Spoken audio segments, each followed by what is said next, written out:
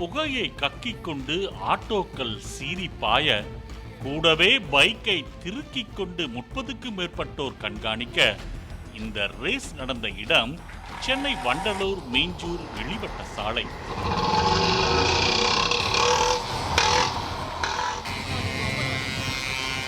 இரவெல்லாம் கண் விழிக்கும் போலீஸ் கண் அயரும் நேரம் பார்த்து அதிகாலை நேரத்தில் வாரத்திற்கு ஒரு முறை சனி அல்லது ஞாயிற்றுக்கிழமைகளில் நடத்தப்படுகிறதாம் இந்த ஆட்டோ ரேஸ்.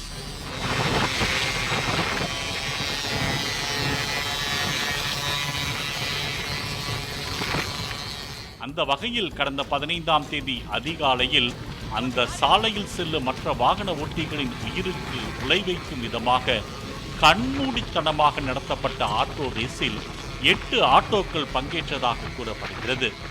இதனை கண்காணிக்க 30 இருசக்கர வாகனங்களில் ஆதரவாளர்கள் பின்தொடர்ந்ததாகவும், ரேஸ் ஆட்டோக்கள் 40 கிலோமீட்டர் தூரம் கடந்து செங்குன்றத்தை நெருங்கிய போது ஆட்டோக்கள் மீது பின்னால் சென்ற ஆதரவாளர்களின் இருசக்கர வாகனங்கள் உரசியதால் ஒன்றன் பின் ஒன்றாக மோதி தூக்கி வீசப்பட்டுள்ளது.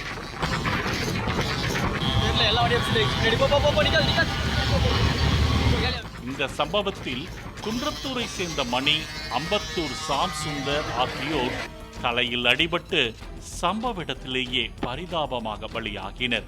இருவருமே தலைக்கவசம் அணியவில்லை.